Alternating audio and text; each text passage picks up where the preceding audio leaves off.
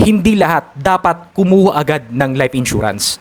Alam nyo, napaka-sensitive na topic to. Kasi hindi lahat ng financial advisor or insurance agent ay sasabihin ang bagay na to. Marami kasing financial advisor or insurance agent na gagawin lahat makabenta lang. Kahit na kung tutuusin, hirap naman talagang kumuha ng insurance yung tao.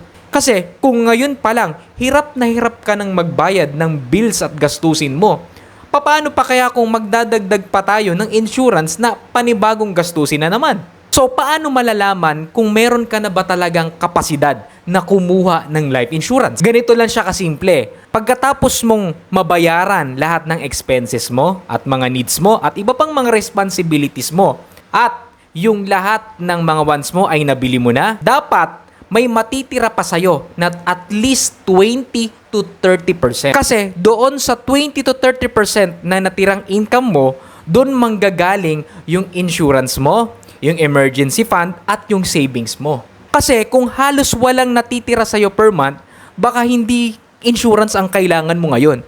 Baka ang kailangan mo ngayon ay ayusin muna ang cash flow mo.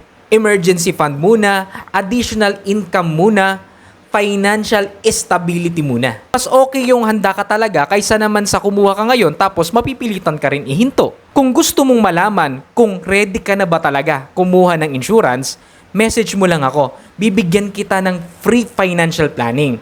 After financial planning, ako mismo magsasabi sa'yo kung ready ka na ba o hindi pa. At kung ready ka na, gaano kalaking insurance premium yung swak lang talaga sa budget mo na hindi ka mahihirapan.